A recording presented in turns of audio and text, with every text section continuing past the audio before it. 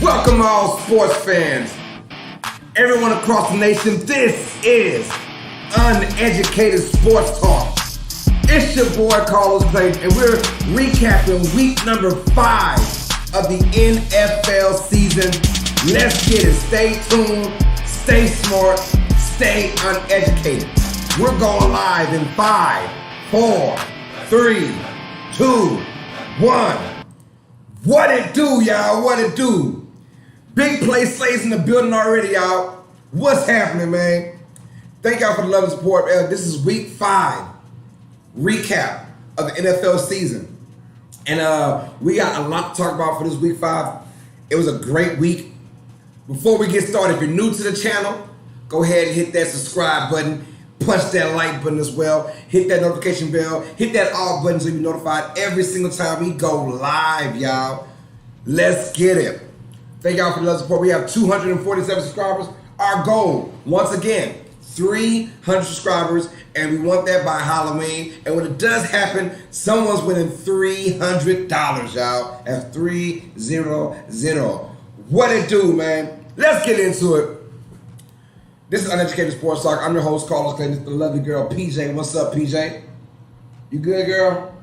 Yeah, she said what an incredible week. Yes, it was. My boy Big Play Slays in the building already, man. What's good, bro? Thanks for the love and the support, man.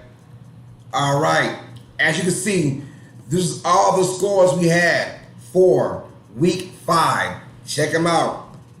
Look at our week 5 overall record. We went 11-5 for week 5. So our best week so far, honestly, it's been our best week was week 5. Our overall record, 50-30. 50-30 through 5 weeks now. We have 50 wins, 30 losses, man. So we are doing just fine right now. We're doing just fine. So let's get it, y'all. Hey, let's start off with the Thursday night match like we always do.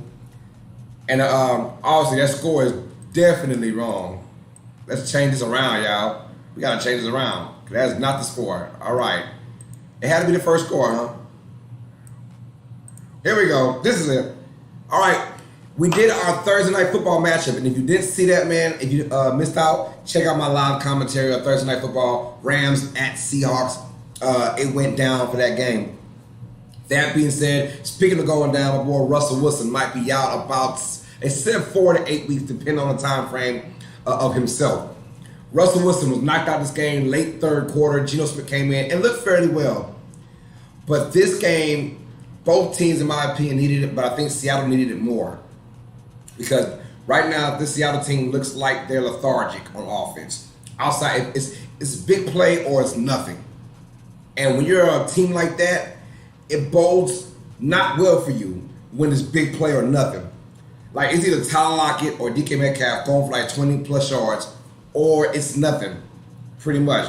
And Russell Wilson having MVP-like numbers, but they're not winning now. They go to 2-3. Rams look good, man. They look good in this kind of a back and forth NFC West game. I knew it would be kind of close. We had picked the Rams to win this game, and we had picked the Seahawks to win this game. Excuse me, Kyle. I thought that Seattle needed this win a lot more than Los Angeles did, and I thought they would come out with that passion.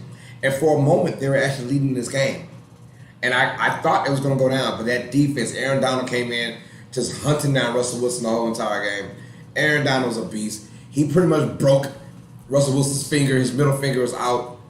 And, I like the fact that the Rams also had some running game in it, some running power. Sonny Michel and Henderson make a nice 1-2 punch, in my opinion. They look good. So, one thing the Rams, if that defense shows up every day like it should, Rams will go deep into the playoffs, man.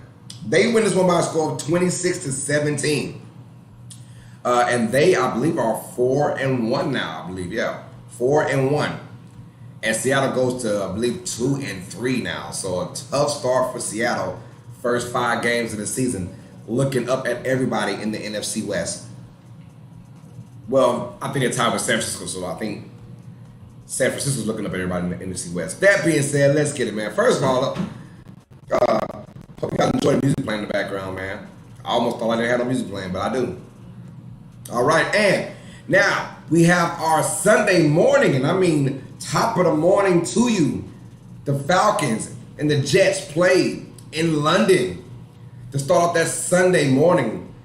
Falcons get a much needed 27-20 win. Both teams came in at 1-3. Both teams were looking for some momentum. Jets had their first dub against the Titans, and this game was what we expected. Not a really good game. One of the worst teams in the league.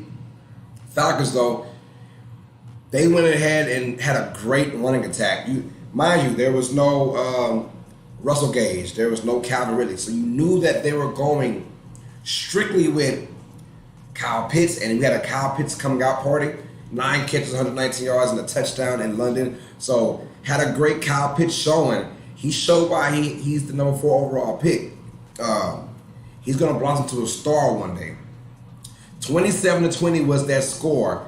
It was very close throughout the whole entire game, and then the late third quarter, Atlanta started building on their lead and started taking over. That defense was hounding Zach Wilson pretty much the whole entire game, and he's a rookie. He's going to struggle. Zach's going to struggle. We all know that. He is going to struggle. But, in due time, the Jets will finally have offensive weapons. We don't know when. Hopefully it comes faster than later. Falcons win 27-20. All right, so now we go to our 12 o'clock games. The Patriots defeated the Texans by a score of 25-22, but at one point, the Texans had a 22-9 lead. Looking good. Davis Mills making his 3rd career start as the Texans starter when Tyrod Taylor went down. Looked good in this game. You could tell they're the more desperate team in this game because they're throwing flea flickers. They were throwing big plays in.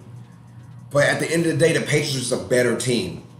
Defensively, the Patriots settled down in that second half because they were all over the sorts in the first half. Very not like Patriots, 25-22 was the final score.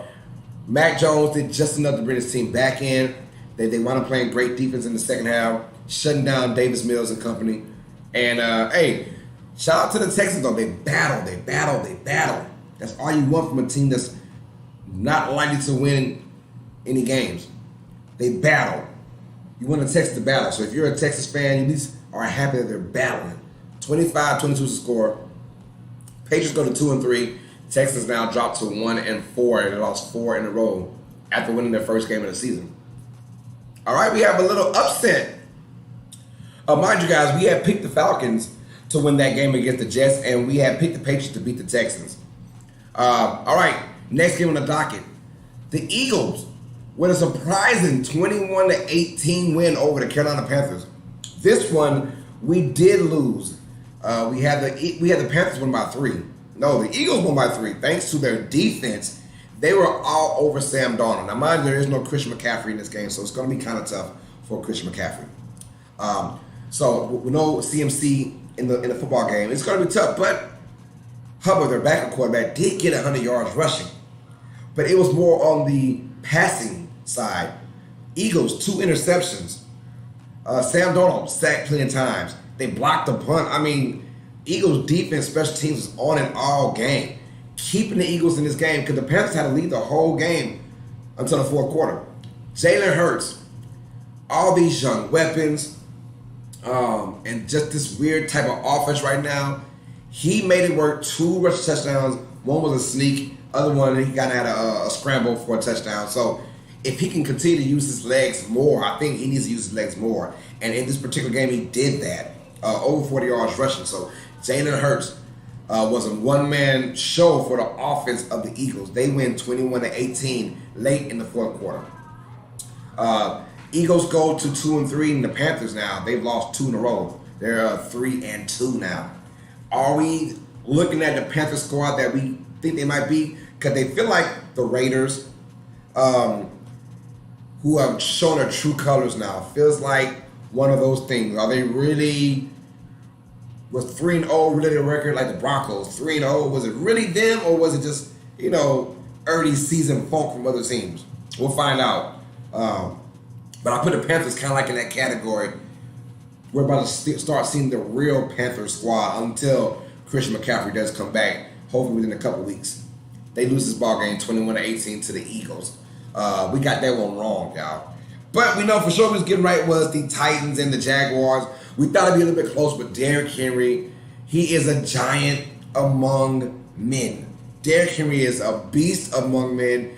This is the only running back I said who should deserve quarterback money. And I've been saying this. I was so mad and baffled when Ryan Tannehill got that big deal, and then Derrick Henry gets his deal, but it's nowhere near Tannehill's deal. So I was like, he deserved Tannehill money. Tannehill deserved Henry money. So just putting that out there. But saying that, Titans blow out the Jaguars 37-19 in a beatdown of a game. It was close, but then it's almost like Derrick Henry hates the Jaguars. He hates them so much that every single time he has a chance to destroy the Jaguars, he will destroy them. Over 150 yards rushing for Derrick Henry. Not one, not two, but 3 touchdowns on the ground. Every time he plays the Jaguars, whether it's in Tennessee or it's in Jacksonville, he demolishes them. 37-19. Tannehill had a decent game, but it was all predicated because of Derrick Henry. That man, when he gets going, 9 times out of 10, you're not going to win that game. I said it because last week he went going and they lost to the Jets, and he had a huge game. So, but they did return to A.J. Brown. Although no Julio Jones, A.J. Brown did come back, played, had about, I think, 38 yards receiving, so nothing big for A.J. Brown, but look for him to be a big factor in Monday Night Football against the Bills next week, y'all. Boy, we had our upset of the week. We thought it would be upset of the week. We had picked the Bengals to beat the Packers. It almost happened. The Packers, though, squeak out with a 25-22 overtime victory over the Bengals. And it felt like nobody wanted to win this game thanks to both of their kickers. But mainly in part into Crosby. Crosby was missing long and he was missing short, missing intermediate. He was missing everything. He had 3 missed field goals and an extra point miss as well. As for the Bengals kicker, McPherson, he had 2 misses, but they were both pretty long. Anything 40, 45 yards or longer, if you miss it, I understand. Anything under 45, I'm like, dude, what are you missing that badly for? But Devontae Adams had a ball game, y'all. 206 yards total receiving, a touchdown with it. Aaron Rodgers was being Aaron Rodgers like, but it felt like it was Devontae Adams, Aaron Jones, and nothing else. And that's how it's been over the last, let's say, 4 years now. It's Aaron Jones, well, Devontae Adams 1, Aaron Jones 2, and there's nobody else for this squad. They felt that a game they should have won, I'm not going to say easily because we picked the Bengals to win, but a game they should have won somewhat relatively easily. No, they had to gut it out by overtime, mixed kicks left and right. Bengals should have won this game. It was funny because Evan McPherson kicked what he thought was the game winner in overtime. He was jumping up, and it's a moment that you got to see on YouTube, man. Kicked the ball and went in. He was excited. He was like the water boy. Slap your hands, slap your hands, slap your hands. And no one was slapping hands at all. They found out very quickly he missed it. You should see his facial expression. It was hilarious. Crosby finally does hit. I said Max Crosby, y'all. Crosby, the kicker for the Packers, finally does make a 49-yarder to end the game. But they went 25-22, so we got that game wrong as well. We had the upset of the Bengals. But one thing I did take out of this, Jamar Chase is the real deal. He is a burner. He is a go-to kind of guy. I'm glad. He's living up to his number 5 overall pick. He looks good. He looks damn good, y'all. So, Bengals with the loss, 22-25, but the Bengals do look good, though. I feel like I picked the Bengals to win just about every single game so far this season. I feel like I have. I'm not quite sure. But I feel like I picked the Bengals to win every game. But the Packers won 25-22 in overtime. And Prayers go out to Joe Burrow. He had like a throat contusion, but I think there's all good. But we hope that he has a speedy recovery. I think he'll be fine for next week. We'll find out. All right. Next game on the docket, y'all. As you can see right here, we have the Chicago Bears at the Las Vegas Raiders. Excuse me, I got that one wrong too. What am I doing? I switched it. Let's switch it up, y'all. Sorry about that. Bears win this matchup 20-9. 20-9. Justin Fields gets his first victory as a starting quarterback. And look, this was a game predicated to the running. Yes, there was no Montgomery, but for some reason, the Bears found a way to still run the football with Williams, the former Kansas City Chief. He looked good, too. Raiders, this might be, that 3-game winning streak might be their ceiling. That might be their ceiling. I felt like the Raiders were not good. They just kind of got okay, they beat the Ravens in overtime. Kind of should have lost that game. They beat the Steelers. Steelers aren't really that team. They beat the Dolphins. Dolphins aren't good at all. They get beat by the Raiders. By the Chargers. And now they get beat by the Bears at home. Then you get the whole John Gruden dilemma after the game. Now it's like, where did this team go? And I think it goes from bad to worse now for the Raiders. But that Bears defense came out.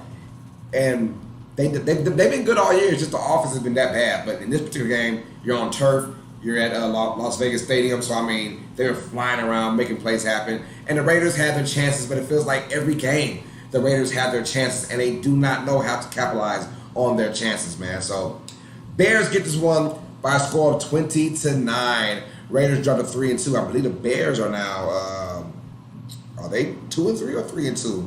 I want to say 2-3. So, next game. How about them Cowboys? We got this one right. We had said the Cowboys would win 33-27. We thought, but look, the Giants, if they had Saquon Barkley in this game, if they had Daniel Jones for this game, it might have been more competitive. 44-20. Mind you, this game was still pretty close in the late third quarter. But the Cowboys, too much offense, finding ways to make big plays with their tight ends, receivers. Oh, by the way, they're two-headed monster at running back with Zeke and Tony Pollard. They look good. Their defense, very opportunistic right now. Trayvon Diggs with 6 interceptions in 5 games. He's looking like he wants to be Defensive Player of the Year. He looks fabulous right now for this Cowboy squad, and they are humming. I like that they're opportunistic on defense. They're not the best defense, no.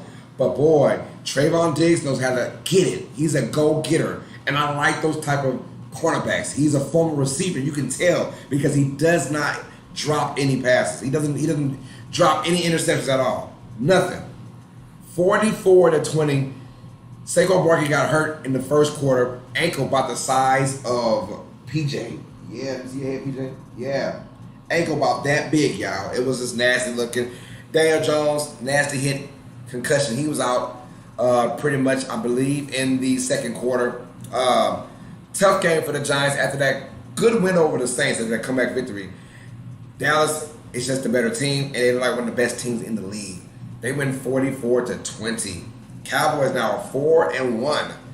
Giants are 1-4 now. So opposite sides of the scales. Vikings, Lions. Oh my. Vikings win this one 19-17. The Lions are finding more ways to lose games. Back-to-back weeks they have lost by heartbreaking long-ass field goals, man. Now, nothing's going to beat Tucker's NFL career long 66-yard field goal to win the game. This Lions team, they were down 16-9. They score a touchdown with DeAndre Swift. Not only score a touchdown, but they go for 2. They say, you know what, the hell with it. We want to win this game. Damn overtime. They go for it. And they get the 2-point conversion. They're up 17-16. There's only 37 seconds left. And in those 37 seconds, shout out to Kirk Cousins, comes up big, throws a few bombs to Jefferson and to Jefferson, and they kick about a 55-yarder game winner. Lions, disappointing, but boy, just like we said about the Texans, the Lions are playing tough. Detroit is playing tough down the stretch. They are playing every game fairly well. So yes, their record is 0-5, but right now, get out of here. Sorry, y'all. My dang old son popping the room. They're 0-5 right now, but boy, they're playing with a lot of heart. And it's all because of their head coach, Dan Campbell. I know that Dan Campbell, he knows we don't have a good team. He knows that we got the raw end of the deal with Jared Goff, So he's like, we don't have any receivers. And really good running backs, though. I like Swift and Williams. That tandem is going to be really good for years to come. But this team, finding ways to lose. 0-5. Vikings go to 2-3. They win this 19-17. Vikings should have won this game a lot more. I don't know if this is how good Detroit is or how bad the Vikings is. You know what I'm saying? The Vikings just aren't playing at their potential. They're like the best 2-3 team in the league right now. Minnesota should be a lot better. They should be at least 3-2 or 4-1 right now. Honestly, should be. Next game on the dog. Well, we got the Vikings right, the Cowboys right as well. We got the Bears pick wrong. We had the Raiders beating the Bears. No, the Bears beat the Raiders. Got the Cowboys pick right, and we got the Vikings pick right. The Raiders pick was wrong. Next game on the docket, we got the New Orleans Saints at the Washington football team. We got this one wrong as well. Yes, I am a Saints fan, but I could have told y'all we were going to lose this game. I felt like it, and honestly, I don't know how we won this game, just being real. I'm a diehard Saints fan, and they give me a heart attack every single freaking week, y'all. Every week they give me a heart attack, man. Like, I've been a Saints fan since 1999. I'm 33 years old, and right now they have taken away about 12 years of my life. So if I die at 100, I should live to 112. Just being honest. But anyways, that being said, boy, the Saints with a big victory over the Washington football team. They win this by a score of 33-22. I don't know how the Saints are doing this. Like, they literally have, and including their starters today, Taysom Hill and Deontay Harris were out in this game because of concussion from Hill, and Deontay, he had hamstring issues. So I don't know how we won this game. We have 10 starters out. 10 starters. It tells you the depth the Saints have because their front four, they're missing Davenport, they're missing Anyumata on their front line, and they're still one of the better teams. Their secondary is still good as well. We're talking about Marshawn Lattimore versus Terry McLaurin, and Marshawn Lattimore won that matchup. He shut down his former Ohio State Buckeye teammate in that game, especially in that second half. They kept testing Marshawn Lattimore. Marshawn Lattimore, he got paid a couple weeks ago like he's the highest paid corner, and he's playing like the highest paid corner in the league right now. Saints win is 33-22. After we saw Taylor Heineke sort of struggle in his game. He had opportunities, left and right, a couple turnovers from Jameis Winston early in the game. They didn't capitalize.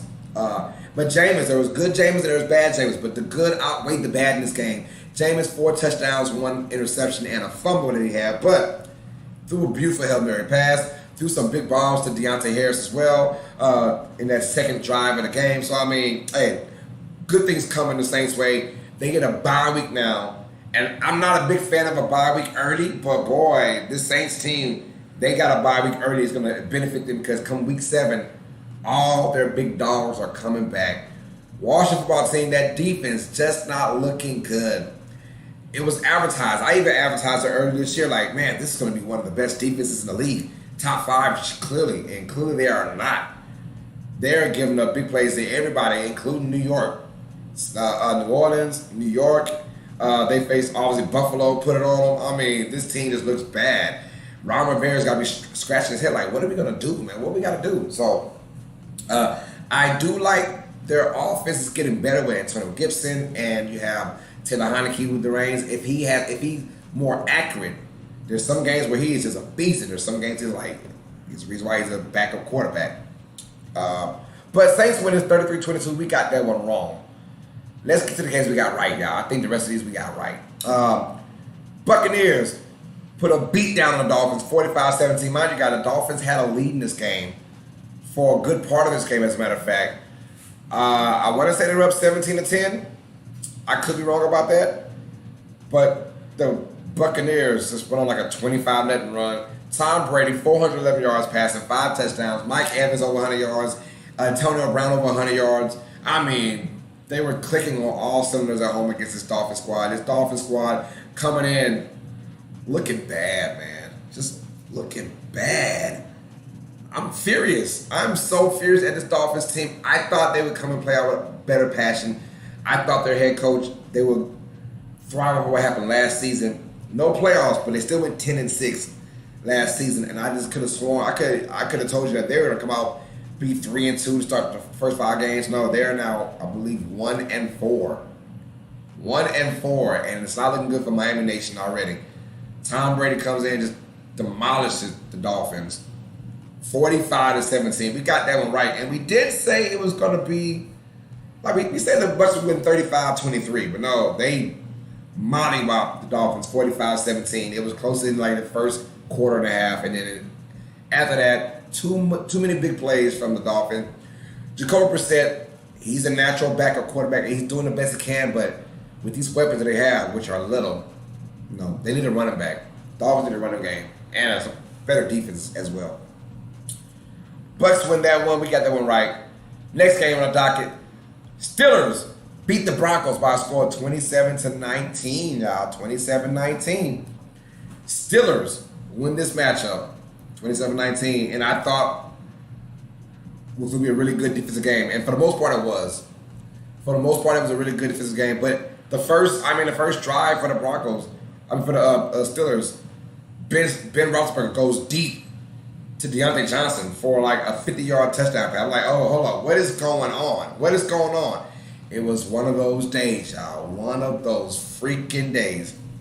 Najee Harris, though, over 100 yards rushing, and I applaud Najee Harris. This is what they got him for. If the O-line can block like they did Sunday, every single game, Steelers will be a team to reckon with. Najee Harris, over 100 yards rushing. I like that. Looked good doing it. Big Ben, it's the first game where he kind of felt like he wasn't old Ben. Broncos, that 3-0 start, look, it was a good start. But mind you guys, they're playing the Jaguars, the Jets, and the Giants. Now they face 2 really good teams or 2 decent teams in the Steelers and the Ravens, and they lost both of those games. Stayed in this game, though, thanks to Teddy Bridgewater. Teddy had a chance, and they had a chance to try to tie this game up late, goal line situation, but they could not get it. So they lose this game. They go to 3-2. They lost 2 in a row now, and the Steelers, I believe, are 2-3. So if the Steelers can get it cracking, man, the Steelers have decent defense, and if their offense can get going, like I think it will. I said decent defense. They have a really good defense. Excuse me. If their offense has to open it up, and if they can find running room for Najee Harris, which will make everything a lot better for Ben Roethlisberger, they have a chance. They have a good chance. Steelers win this one 27-19. We got this one right. All right. Another game we got right, which may be the best game of the NFL season so far. The Los Angeles Chargers get a big victory, 47-42 over the Cleveland Browns. This game was back and forth. Honestly, Cleveland had the lead for the most part. Looking like they're going to win this game and should have won this game, but both defenses did not come to play. And we got this so wrong in the style. I thought this would be a more defensive-oriented game. We had the score, if I can find it.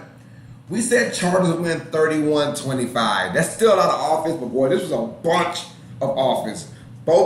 It got so bad to the point that Austin Eckler didn't want to score. The Browns team grabbed Austin Eckler and threw him into the end zone late in that game. They wanted to run it out and kick a game-winning field goal because they were so scared about the Browns coming right back to score a game-winning touchdown. It didn't happen. They went back and forth. The Chargers got them 47-42. And look, I would not be surprised if this game is the AFC Championship game. it was so entertaining from a standpoint of offensive just slaughterhouses. We talk about Austin Eckler. When you talk about Keenan Allen, Mike Williams went dumb in this game. The tight ends, part of them had a good game. And then on the Browns side, both running backs, Kareem Hunt and Nick Chubb, they are the best duo running back in the NFL. Not maybe, they are the best duo running back in the game. Straight up. Chargers, 47-42 in a shootout, and I will pay money to see this game in the AFC Championship or in the playoffs. I will pay whatever money I can get to watch this game in the playoffs, y'all. Browns go to 3-2, but their losses have been to the Chargers and to the Chiefs, so that damn AFC West.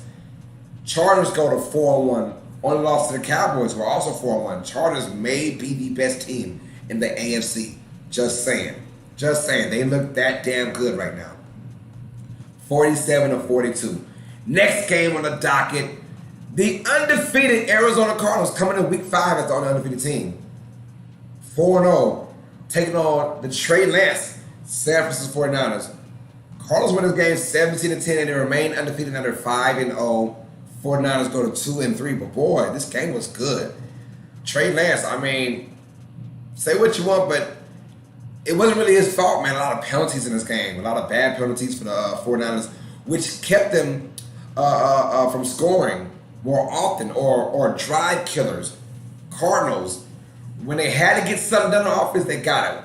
When you talk about Hopkins making big plays, Kyler Murray making big plays right now, when they had to score, they did. So I think this is a better win than a win against the Rams. Because mind you, it's always fun when you win these shootout games.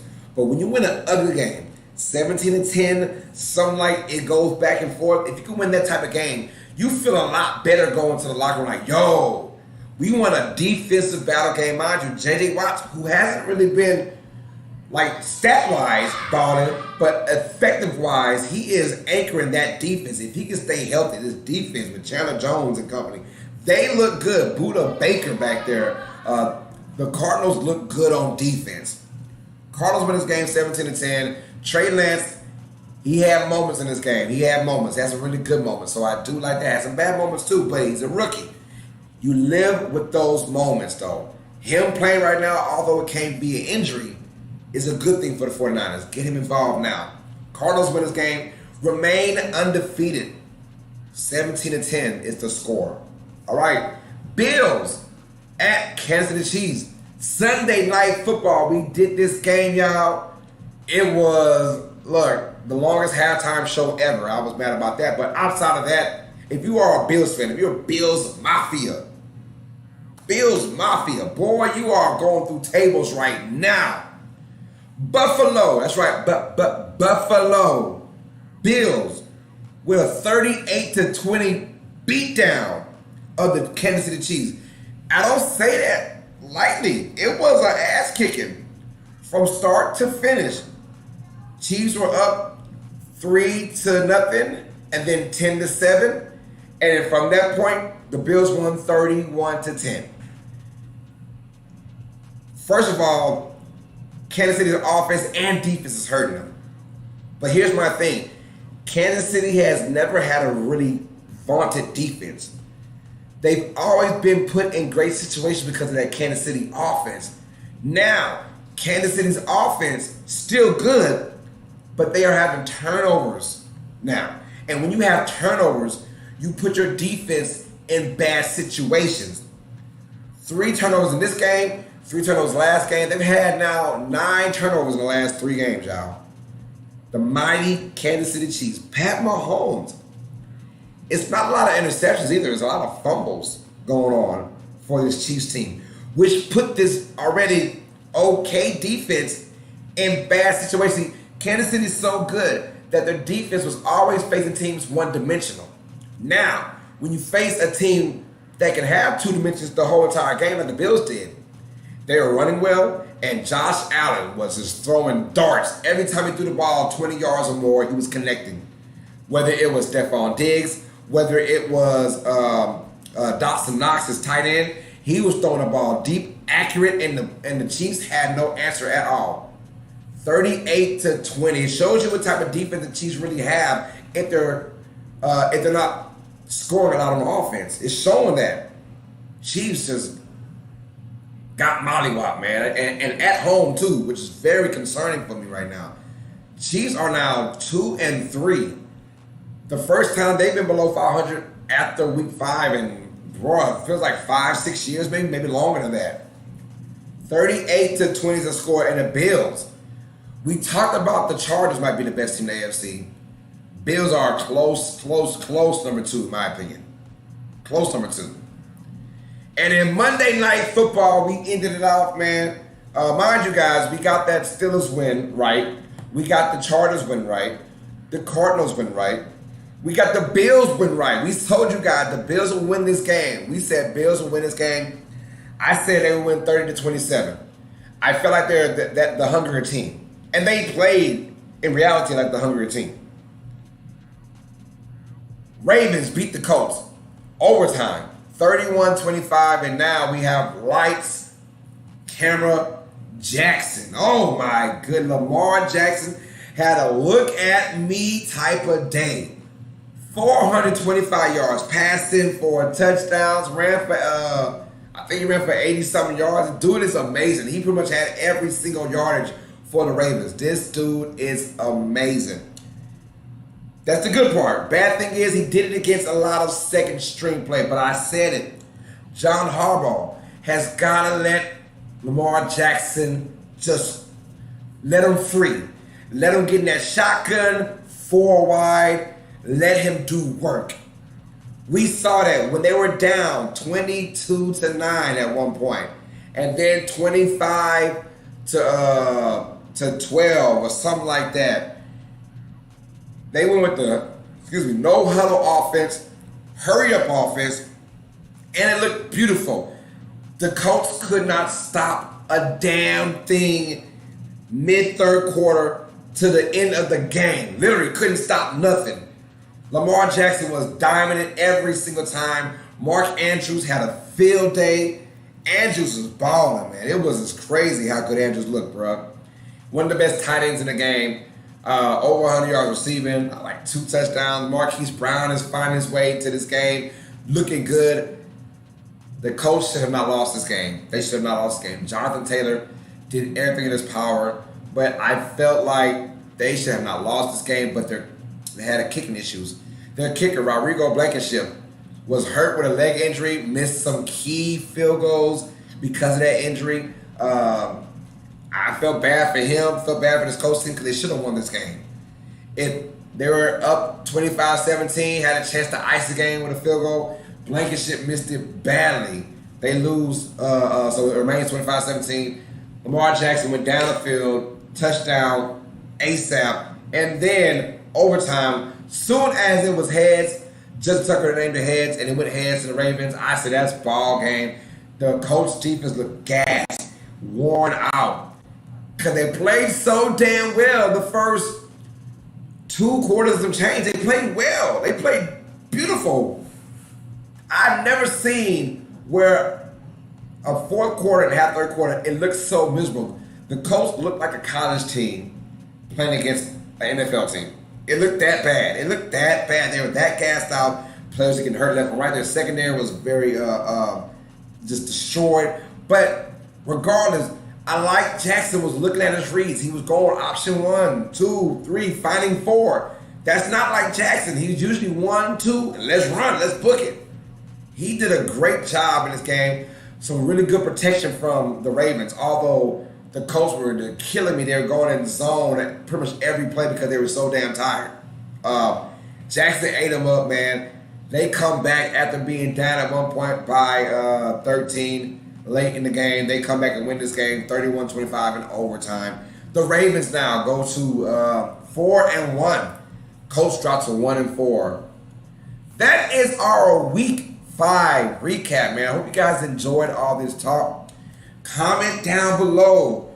What was your game of the week? I'm saying Chargers and the Browns. You might go with the Ravens and Colts if you're feeling a little froggy. If you're an Eagles fan, you might say the Eagles over the Panthers, or it might be the Packers over the Bengals. I don't know. But our week 5 record, we went 11-5, our best record yet. Our overall record, we went 50-30. So looking good. I like that overall record right now. So check me out tomorrow. We'll be back on here tomorrow for our week 6 picks and predictions, y'all. Our picks and predictions coming up tomorrow for week 6. Hope you guys enjoyed this. And also Thursday, we're doing Thursday Night Football. The Tampa Bay Buccaneers at the Philadelphia Eagles. That should be a good one, so I'm ready for that one. Thank y'all for the love and the support, man. Don't forget to punch that like button. Thumbs up, man. It helps stream out big time. And also, subscribe to Uneducated Sports Talk. When you subscribe, hit that notification bell. Hit that all button. You'll be notified every single time we go live, me and PJ. Ain't that right, PJ? Yes, ma'am. She said thank y'all for the support, man. So with that being said, hey, it is all good. It's our week 5 recap. Hope you guys have a blessed day. We'll see you guys tomorrow for our week 6 picks and predictions. As always, sports fans, you guys know what time it is. Stay smart, stay educated. Peace. Love you, mama. We out, y'all.